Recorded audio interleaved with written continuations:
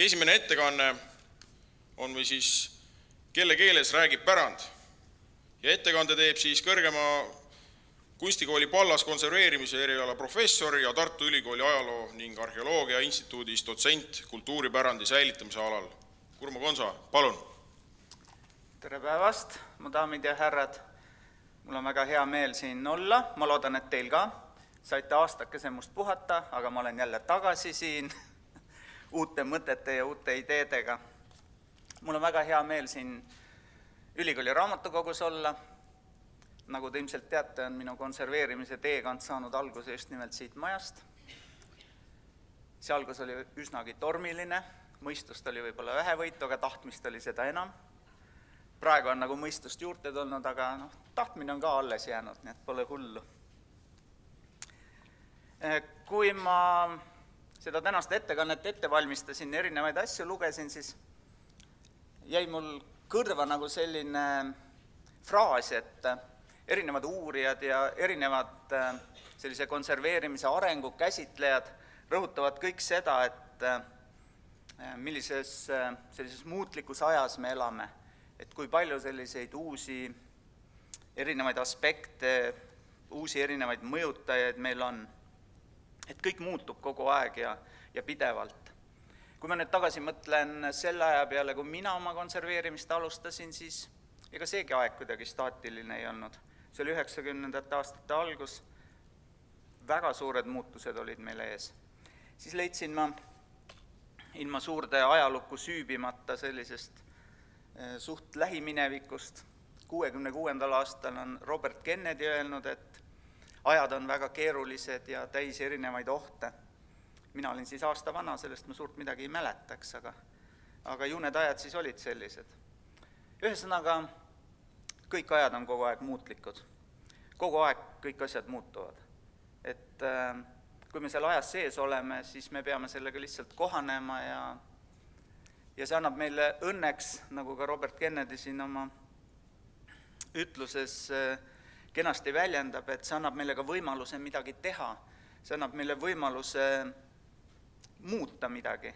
Kui kõik on staatiline ja paigal, siis lihtsalt ka midagi ei muutu eriti, eks. Nii, kui tänase teema juurde minna, siis millest siis meil juttu tuleb? Et loomulikult ei räägi pärand mitte midagi. Kui te lähete nende ristide juurde või mõne muuseumieseme juurde ja kuulatate hästi, siis te ei kuule midagi. Võib-olla kuulete väikest sosinat oma peas, aga see sosin on ikka teie peas. Need asjad ei räägi tegelikult mitte midagi. Et ikka inimesed räägivad. Nii et tegelikult see tänane ettekanne tuleb loomulikult inimestest. Sellest, kuidas siis inimesed on pärandist rääkinud ja kuidas nad seda teevad. Tihti võib meile muidugi tunduda, et see rääkimine on nagu selline kuidagi võib-olla veidi ebaolulisem asi, et konservaatorina ma isegi tunnen vahel, et ikka tahaks nagu teha, et mis asja ma nagu nii palju räägin sellest kõigest. Aga tegelikult on ju niimoodi, et rääkimine on ju ka tegemine. Ja sageli ongi ju rääkimine üldse kõige suurema mõjuga tegemine. Sest me jällegi selle kaudu mõjutame teisi inimesi ja nemad omakorda jälle mõjutavad objekte. Ja kindlasti on konservaatorid just nimelt need inimesed, kes peavad siis nende objektide eest rääkima. Et objektidest räägivad väga paljude erialade esindajad, aga meie oleme need nii-öelda objektide advokaadid, kes peavad rääkima nende objektide nimel ja nende heaolu eest, nagu ka siin enne juba öeldi. Võib-olla tulevad tulevikus masinad, kes muidugi ka räägivad, aga loomad tegelikult on ka mingisuguse sümboolse töötlemise võimega, aga nad praegu ikka veel ei räägi. Indoneeslastel on selline hea ütlus, et miks ahvid ei räägi? No sellepärast, et kui nad rääkima hakkaksid, siis paneksime nad kohe tööle. Sellised lihtsalt veidi mõistlikumad loomad kui inimesed. Kui me nüüd läheme edasi siis pärandi juurde, siis ma arvan, et võib-olla esimene selline idee, mida ma siin tahaksin teieni tuua, on see, et me kõik osaleme pidevalt pärandiloomes, ka siin täna praegu. Kuigi me siin nagu füüsiliselt suurt midagi ju ei tee, aga seda enam me siis räägime. Ja kuna rääkimine on ka tegemine, siis me ju tegelikult tegeleme pärandiga. Ma arvan, et see idee on nagu selles mõttes väga kasulik, et see annab ühelt poolt meile tõepoolest võimaluse nagu midagi teha, teiselt poolt paneb kindlasti jällegi peale ka hästi suure vastutuse, et me alati ju mõtleksime, kuidas me seda pärandit siis teeme, kuidas me sellest pärandist räägime. Kindlasti on pärand midagi sellist, mida me tõesti teeme praegusel hetkel ja lähtume ju seetõttu siis kindlasti nendest meie praeguse aja sellistest ettekujutustest ja mingil määral kindlasti loomulikult ka ühiskonna vajadustest ja nõuetest. Seda, kuidas me pärandist räägime, et seda võib kutsuda ka, või teadlased sageli räägivad sellisest asjast nagu diskursus, mis on niisugune tavaliselt niisugust naeru tekitav sõna. Aga iseenesest on see, kui nüüd igasugused filosoofilised probleemid seal kõrvale jätta, tähendab see lihtsalt seda, kuidas me mingeid asju mõistame, kuidas me mingitest asjadest räägime. Et nagu te ka kohe näete, et siis me võime pärandist rääkida väga erinevalt. Ehk siis me võime seda pärandit käsitleda nii-öelda erinevates pärandi diskursustes. Ja ühelt poolt see, kuidas me pärandist räägime, mõjutab seda, kuidas me pärandiga toimetame, teiselt poolt jällegi see, kuidas me pärandiga toimetame, mõjutab jällegi ka meie arusaamist sellest. Et jällegi on tekkinud niisugune ringsüsteem, eks ole.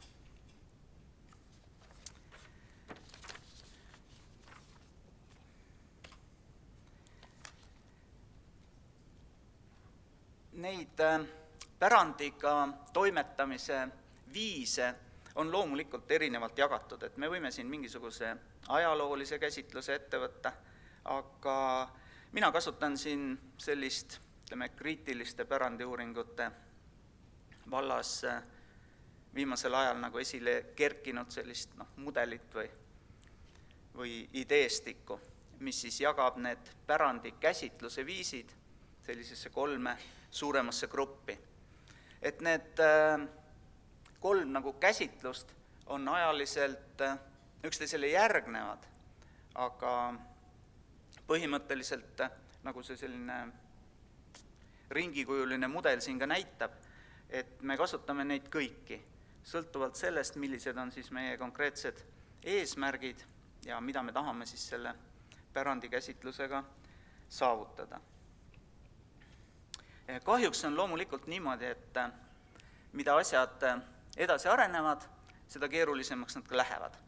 Et need pärandi käsitlused on ka nagu muutunud järjest komplekssemateks.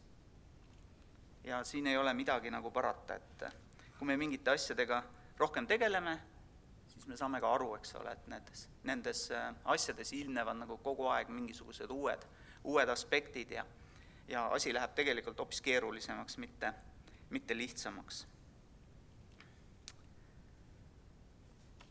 Nii, vaatame siis natukene neid erinevaid pärandi käsitlusi. Et ajaliselt selline esmane on kindlasti selline objektikeskne pärandi käsitlus, mis on ju ka hästi loomulik, et millest see pärand nagu pihta hakkas ju pihta 18. sajandi lõpus, 19. sajandil mingitest silmapaistvatest objektidest, kunstiteostest. Hakati mõtlema selle peale, et neid tuleb nii-öelda alles hoidaks ja hakati ka mõtlema selle üle, et miks see tähtis on ja nii edasi. Nii et sellise objekti keskse lähenemise juures loomulikult on see objekt siis hästi keskne. Mingis mõttes kannab see objekt meil loomulikult ka väärtuseid, aga need väärtused on sellised universaalsed, et me ei pea nende üle niimoodi eraldi arutama ja siis ka nii väga selle sellega ei tegeletud. Et me võime siin öelda, et nendel objektidel, mis sinna pärandi hulka loeti, et nad olid kõik sellised väärtuslikud, eks. Sellepärast, et nad sinna juba võeti sellesse pärandi diskursusesse, neid hakati käsitlema pärandina. Kõige tähtsam selles käsitlusviisis loomulikult on see objekt, selle objekti alleshoidmine. Kes sellega tegelevad?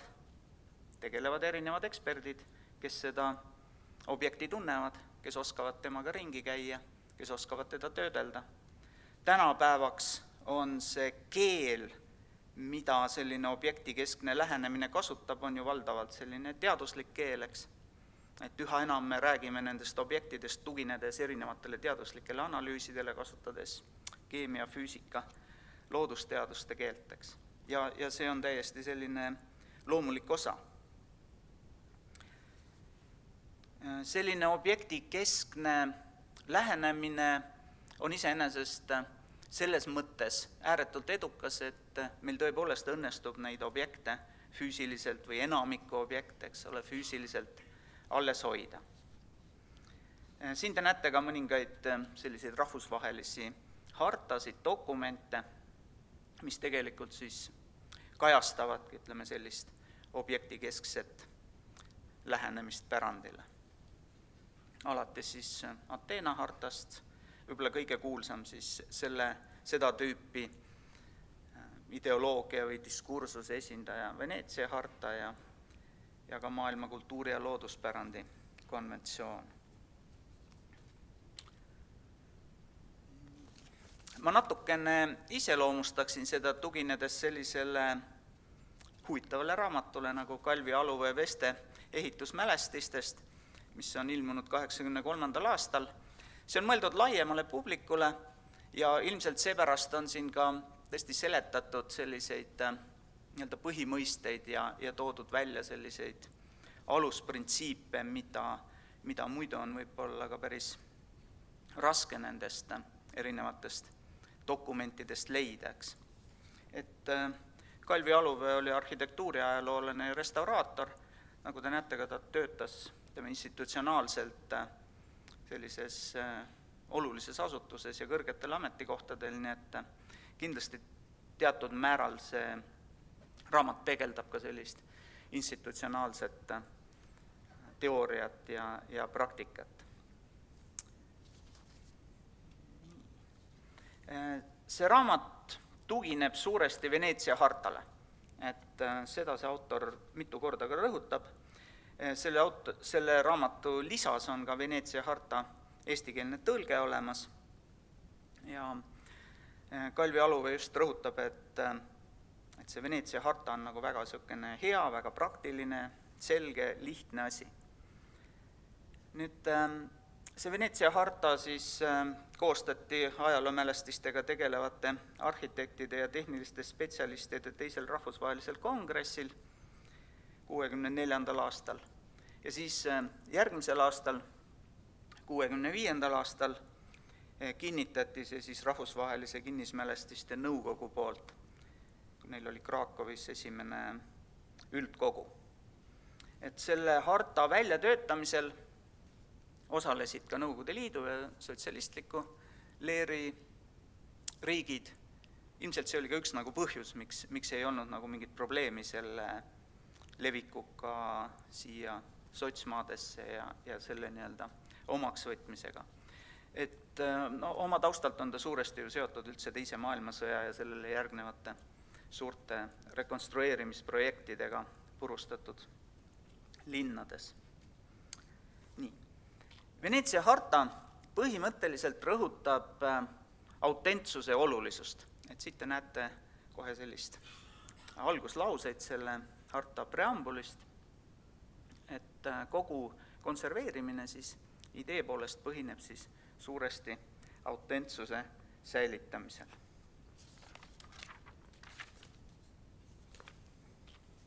Autentsus on seotud siis selle Veneetsia harta ja objektikeskse lähenemise korral, seotud põhimõtteliselt selle objekti sellise füüsilise olemasoluga.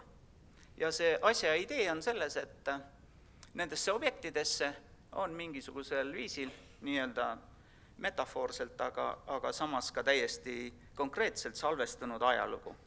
Ja me peame need objektid sellepärast füüsilisel kujul niimoodi alles hoidma. Kui me oleme mingisuguse objekti puhul kindlaks teinud, et ta tõepoolest pärineb sellest ajaloolisest mingisugusest varasemast perioodist, siis me ütleme, et tal ongi see ajalooline väärtuseks. Et põhimõtteliselt see ajalooline väärtus ongi selline objekti nii-öelda oma väärtus või selline objektiivne väärtus, mis seal sees on ja sõltub põhimõtteliselt ainult sellest objekti vanusest. Et kogu sellest autentsuse lähenemisest tulenevad ka suuresti sellised konserveerimisprintsiibid või konserveerimiseetilised printsiibid, mis ju kehtivad täiesti ka tänapäeval ja praegusel hetkel. Et me räägime sellisest minimaalsest sekkumisest, et me ei lõhuks seda autentsust, ei moonutaks seda, säilitaks seda võimalikult palju, et me ei lisaks mingisuguseid oletuslikke elemente sinna juurteks, jällegi sellega me nii-öelda moonutaksime seda autentsust. Et originaal on kõige olulisemaks. Et kui me teeme mingisuguseid ettevõtmisi nende objektidega, siis me peame jälgima seda, et me saaksime neid tehtud muudatusi uuesti tagasi keerata, et me kasutaksime sobivaid materjale. Kui me sinna midagi lisame, siis see peab olema eristatav originaalist. Et kõik need meile täiesti sellised tavapärased printsiibid põhimõtteliselt tulenevadki siis sellest objektikesksest lähenemisest.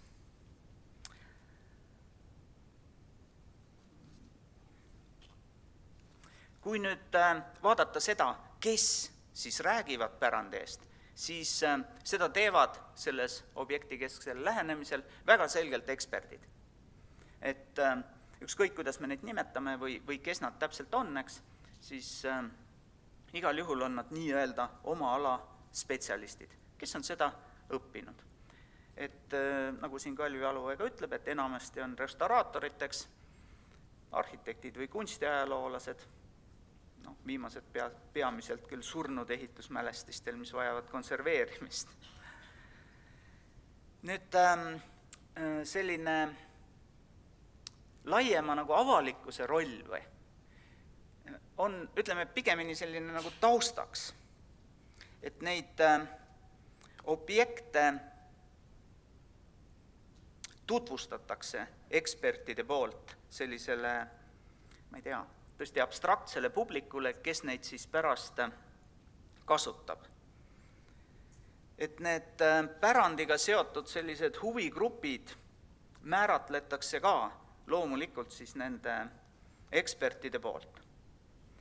Kindlasti on siin hästi tuntav selline juba valgustusajastust pärit selline ideaal, nagu et me kasutame neid objekte rahva, publiku, sellise kultuuriteadlikkuse, kultuuritaseme tõstmiseks. Et nad saaksid targemaks ja muutuksid paremateks. Kogu see lähenemine tugineb sellisele teaduslikkusele ja objektiivsusele väga selgelt.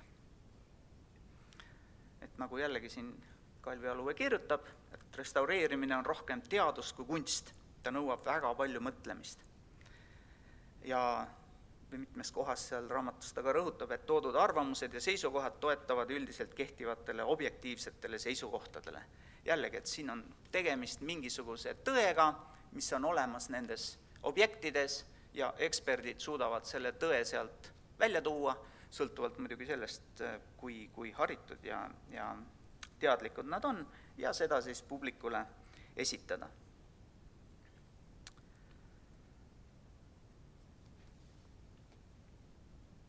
Nagu ta siin ka veel kirjutab, on niisugust, et ehitusmälestised täidavad tähtsat osa inimeste ideelis-poliitilisel kasvatamisel, aitavad tõsta üldist kultuuritaset, kasvatades uhkuse tunnet oma rahva saavutuste üle ja arendades kunstimaitset.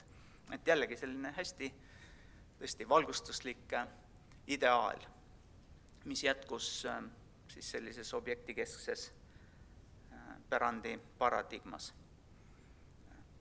Kindlasti on huvitaval kombel see seotud ka rahvuslikkusega. Jällegi, kui te mõtlete, siis pärandi sellise kontseptsiooni teke 19. sajandil on suuresti ju seotud rahvusriikide tekkega, et nende sellise legitiimsuse ja pika ajaloo tunnistajatena toimisid erinevad pärandiobjektid, et ka see pool pole mitte kusagile kadunud, et ka siin nii-öelda nõukogude ajal kirjutatud tekstis on tõesti selline rahvuslikkuse rõhutamine päris täiesti olemas, eks. Et pärandis kehastub selline rahvuse vaim või selle mingi sügavam selline essentsiaalne olemus. Nii tsiteerin. Nagu nägime, on meie elusfääri oluliseks rikastajaks mineviku arhitektuuripärand, mis kujutab endast kordumatut kultuuriväärtust ning on üks elu järjepidevuse tõendeid, kajastades erinevate rahvaste loomingulist vaimu läbi sajandite. Et midagi sellist rahvusromantismi vaimust kantud. Pärandi kasutamine on küll iseenesest oluline, aga kindlasti mitte nagu esmatähtis asi. Et ma jällegi tsiteerin siin. Kultuurimälestiste kasutamine peab kaasa aitama kultuuripärandi säilitamisele, kuid ta ei tohi muutuda domineerivaks üldises restaureerimistegevuses, nagu see mõned aastad tagasi oli. Rohkem kui kunagi varem tegelesime me siis ainult nende ehitusmälestistega, mida sai kohandada uutele funktsioonidele. Ja vähem kui kunagi varem pärast sõjaaegses restaureerimistegevuses me konserveerisime. Konserveerimine on ja jääb üheks kõige tähtsamaks ehitusmuististe ja pikendamise vahendiks. Et väga selgelt on näha, et see selline kasutamine on siin igal juhul nagu säilitamisele allutatud.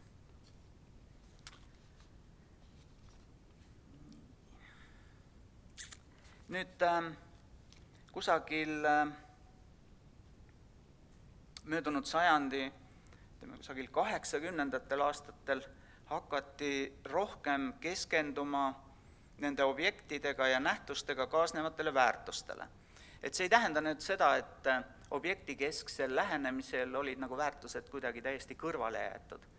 Vastupidi, et väärtuste olemasolu tunnistati, aga need väärtused olid nii-öelda allutatud objektile. Et kui meil oli tegemist vana objektiga, siis olid tal vaieldamatud ajaloolised väärtused ja me ei hakanud nagu arutama selle üle, et mis need ajaloolised väärtused täpselt on või kuidas nad sinna objekti juurde tekivad. Nad lihtsalt on seal sellepärast, et objekt on vana. Väärtuste selline moodsam käsitlemine ei tähenda jällegi tõesti seda, et varasematel aegadel ei oleks nende asjade üle arutatud, aga selline suurem diskursuse muutus, kui teaduslikult öelda, toimus siis tõesti kusagil 70. 80. aastatel.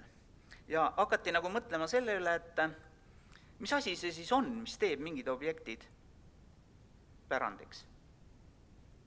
No, Alois Riegel oli muidugi juba sellest hulga varem kirjutanud, aga see oli jäänud jällegi selliseks võib-olla rohkem kunstiteadlaste pärusmaaks.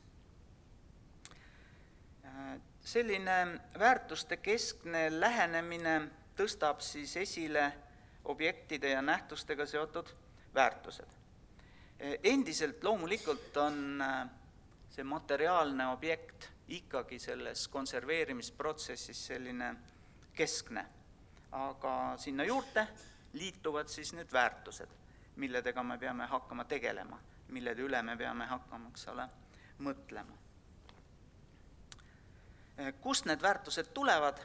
Et see on ju ka selge, et need väärtused ei tulene otseselt ja ainult sellest objektist endast. Et väärtused ei ole midagi sellist nagu objekti, värv või mõõtmed. Et need väärtused tekivad siis, kui objektiga tegelevad inimesed ja tegelevad seda täiesti kindlas sellises sotsiaalkultuurilises kontekstis. Need inimesed omistavad need väärtused sellele objektile.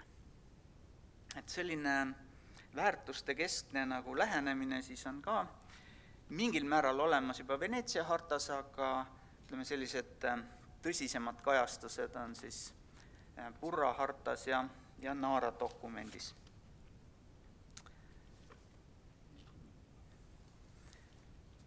Tegelikult on see väärtuste selline tekkeküsimus muidugi niisugune keeruline, filosoofiline ja sotsiaalne probleem, eks, et jällegi, kui asja nagu hästi lühidalt proovida kuidagi esitada, et siis on nagu kaks sellist seisukohta, et nii nagu sai räägitud selle objekti keskse lähenemise juures, on selle korral, me eeldame, et sellel objektil on olemas mingisugused selline iseväärtus või. Et tõesti, objekt on vana, ta on minevikust pärit, järelikult on tal ajalooline väärtus olemas. Me ei pea selle üle nagu arutama hakkamaks. Et meie asi on ainult kindlaks teha, kas see objekt on sealt minevikust pärit. Et kui te mõtlete näiteks arheoloogiliste leidude peale, siis tegelikult me lähtume sellest nii-öelda tänase päevani, eks. Et kui me oleme kindlaks teinud, et mingisugune asulakoht ongi vana, siis ta ongi väärtus. Et me ei hakka nagu mõtlema, et kas see asulakoht on suurema väärtusega kui teine asulakoht või nii edasi, eks. Teine nii-öelda lähenemise viis on see, et me rõhutame rohkem seda inimeste poolt toimetatavat pärandi loomeprotsessi. Ehk siis rõhutame seda, et ükski asi ei ole niisama pärand, vaid inimesed ütlevad, et ta on pärand. Et erinevate sotsiaalsete protsesside tulemusena me siis määratleme mingisugused objektid ja nähtused pärandina ja siis me nendega vastavalt toimetame. Eks see tõde on siin ilmselt kuskil nagu vahepeal. Igal juhul sellise konserveerimise koha pealt on nagu üsna selge, et mitte mingil juhul me ei saa ju öelda, et neid objekte või nähtusi nagu ei ole olemas. Kindlasti on, eks ole, et see on nagu selge ja meie nendest lähtume. Ja sinna siis tulevad juurde need inimeste poolt loodavad väärtused.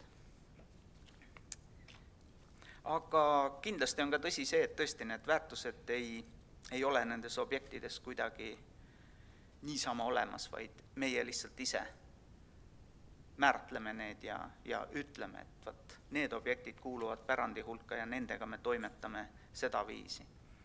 Ja teised inimgrupid võivad vabalt öelda, et nende pärand on teistsugune ja nemad toimetavad sellega võib-olla natukene teistmoodi.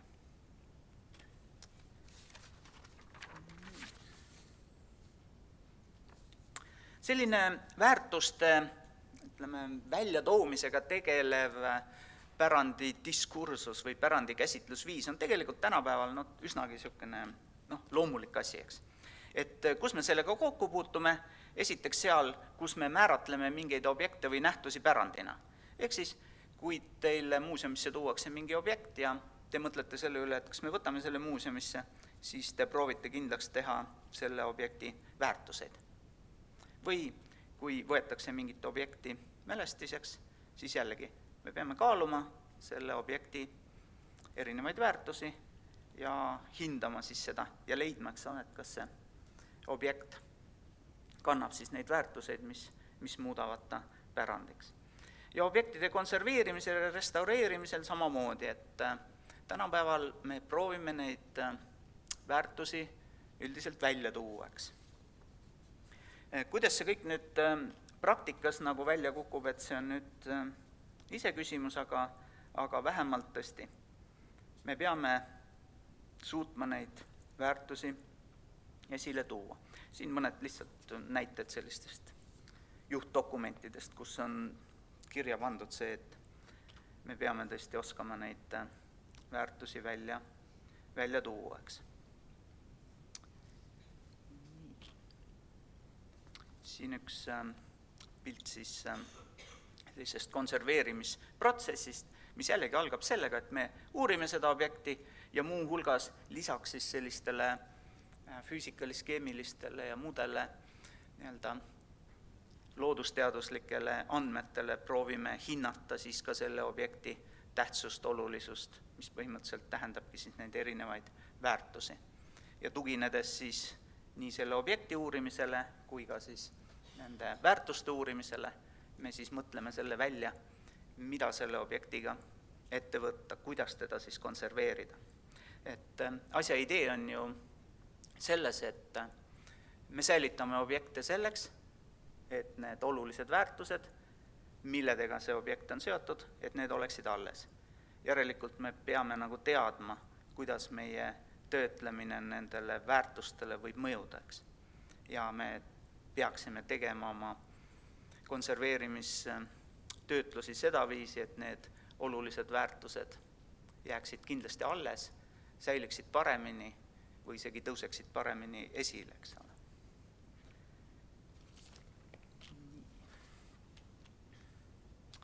Noh, ka näiteks muinsuskaitse eritingimustes määratakse ära muinsuskaitselised väärtused, mis jällegi tähendab seda, et me peame oskama tuua neid väärtusi välja. Samas, kui me nagu vaatame mõnda sellist, dokumenti, eks ole, et kus on need väärtused välja toodud, siis sageli me näeme,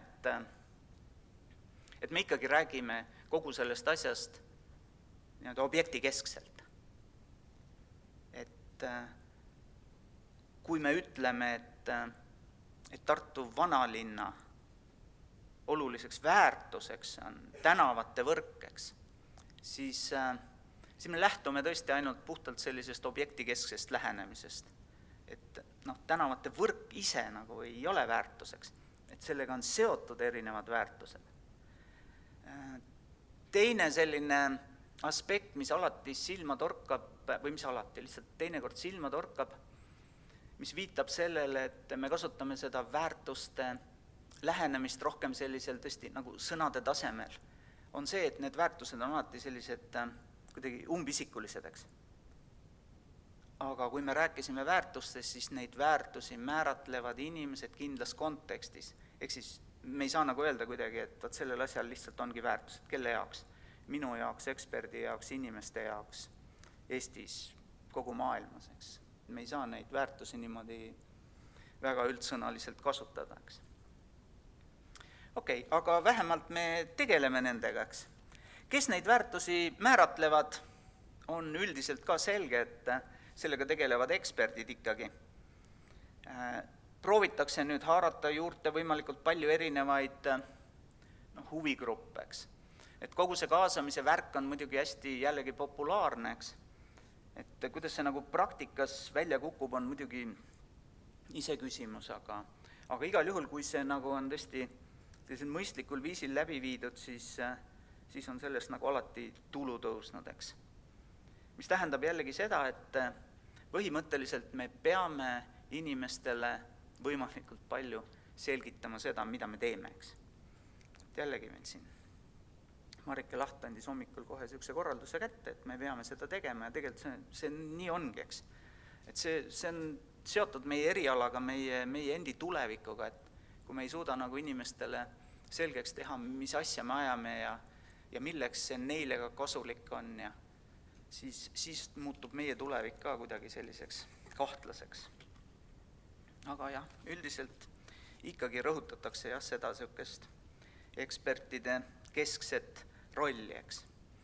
Siis tekib jälle muidugi kohe küsimus, et kelle väärtused need on, mis siis sinna kirja pannakse, eks, ekspertide väärtused.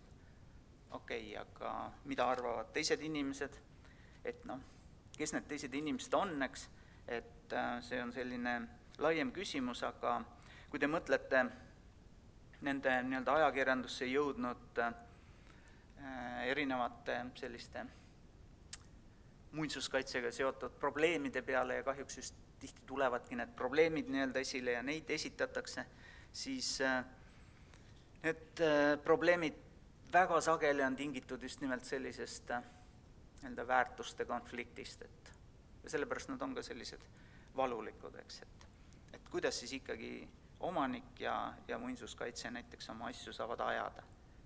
Et siin seaduses on küll ilusti kirjas, et nad koostatakse need eritingimused dialoogis mälestise omanikuga, aga mida see dialoog jällegi täpselt tähendab, on selline keeruline probleem. et neid huvigruppe, kes võivad olla pärandiga seotud, on ju väga erinevaid ja ega me kõiki nagunii hõlmata ei saa ja kõik ei ole ka sellest asjast huvitatud, aga selline suurem hõlmatus, ma arvan, tuleks igal juhul meie sellisele ametile igal juhul kasuks. Nüüd kahjuks see värk ei lõpe nagu sellega veel ära, eks. Et kui nende väärtustega tegelema rohkem hakati ja prooviti neid selliseid pärandiprotsesse muuta enam väärtuspõhisemaks, siis leiti, et nende väärtuste määratlemine on selline keeruline ühelt poolt ja teiselt poolt me ei suuda jällegi hõlmata kõiki neid erinevaid huvigruppe. Kui me ka nendega tegeleme, siis me ei suuda nagu kõiki neid olulisi väärtusi võib-olla välja tuua, eks. Ja siis hakati uuesti mindi juurte tagasi ja hakati küsima kusagil 2000. aastatel, et mis asja me üldse ajame, mida me üldse teeme, et kellele seda vaja on, mida me teeme.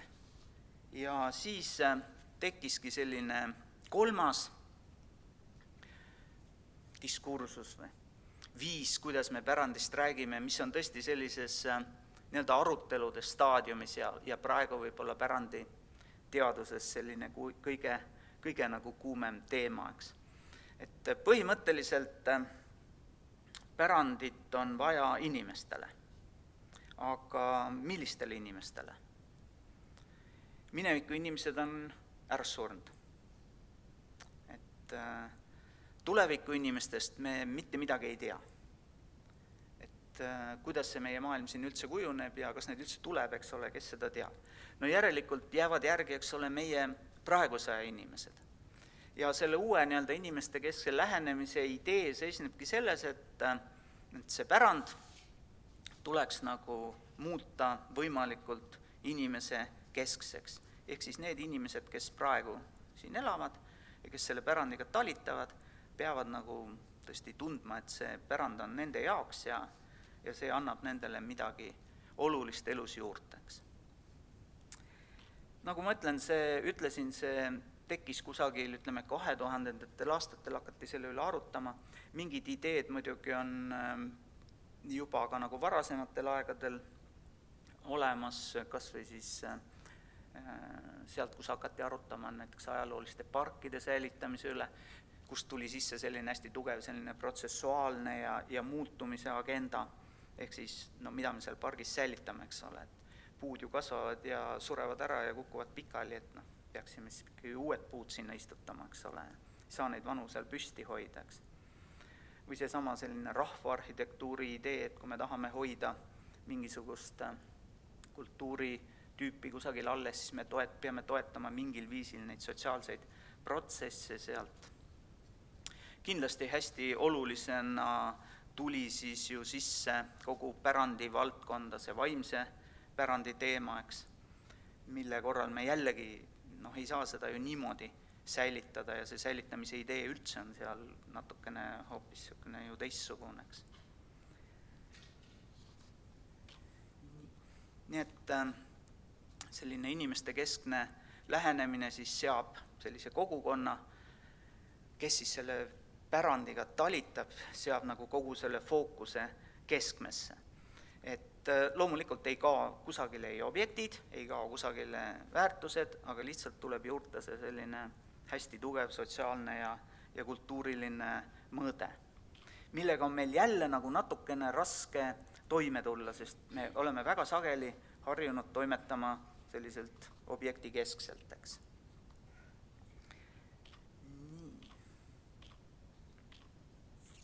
Et miks seda vaja on, loomulikult, siin tuligi nüüd mängu kogu see muutuste teema, et meie maailm on lihtsalt nii palju muutunud ja muutub nii kiiresti, et me lihtsalt peame sellega ka oma pärandi valdkonda kohandama ja kuidagi sinna sisse sulanduma, sest kui me seda ei tee, siis tõesti leitakse, et seda ei ole nagu vaja. Loomulikult selline vanavara korjamine ja selline asi tekitab sellise nostalgia ja tahtmise, et kõik oleks jälle nii selge ja lihtne, aga kahjuks enam nii ei ole, sinna tagasi me ei saa, eks ole, ja me peame mõtlema, kuidas me siis tänapäeva ühiskonnas toime tuleme. Ja meie üks muinsuskaitse filosoofia selliseid raskekahurvägesid, Juhan Maiste, on selle kohta täpselt samamoodi arvanud, et me peame rohkem keskenduma sellele teisele poolele, mis siis on mineviku kõrval tulevik. Me peame mõtlema selle peale, millist maailma me teeme selle pärandiga, milline see maailm peaks olema, kus me ise tahame elada, kus meie lapsed tahavad elada. See on meie kohustus ja see on meie vastutus, et midagi ei ole teha. Et nagu te näete, et jälle need asjad lähevad järjest keerulisemaks. Ja loomulikult selle sellise inimkeskse lähenemisega kaasnevad ka mitmed nagu nii-öelda negatiivsed probleemid. Kui me hakkame neid hooneid rohkem kasutamisel orienteeruma, siis kiputakse neid tugevasti ümber ehitama, tekivad siin fassadismiga seotud küsimused ja nii edasi. Nii et asjad lähevad järjest keerulisemaks nagu ikka. Kokkuvõttes ma ei tahakski, et siin jääksid nagu minu sõnad teile kõlama, vaid ma toon siin mõned meie Pallase tudengite arvamused nende samade teemade kohta ja ma arvan, et neil on nagu täiesti õigus, et nemad hakkavad elama selles maailmas, mida me kõik koos praegu teeme ja me peame lihtsalt mõtlema, et see maailm oleks tõesti veidi parem koht elamiseks. Suur tänu teile kulutatud aja ja tähelepanu eest.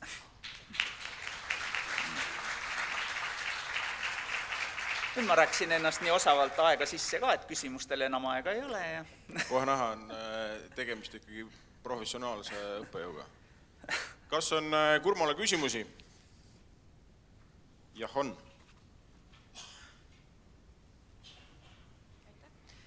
Konserveerimiskeskus Kanut.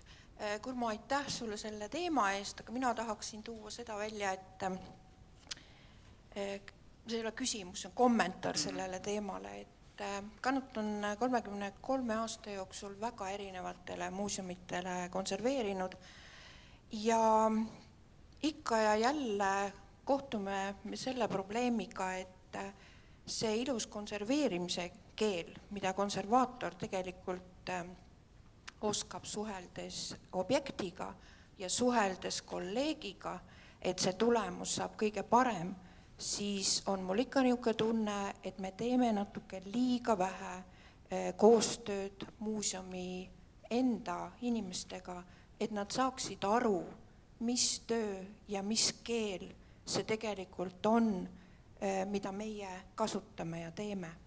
Nii et kuna ma tean, et siin täna on palju ka Pallase tudengeid, siis arvestage, see saab olema kunagi teie üks töö, iseenda tegemist, oskusi viia just nende inimesteni, kelle kogudes need objektid on, millega teie olete tööd teinud.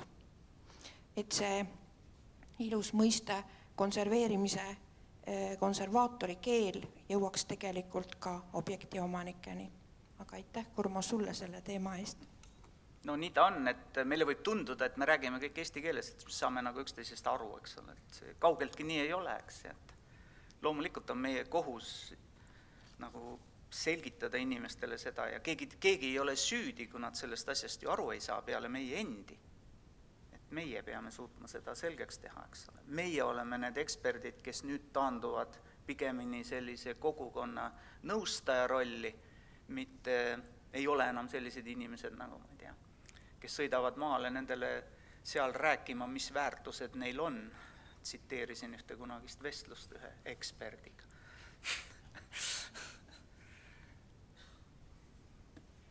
Aitäh, härra professor!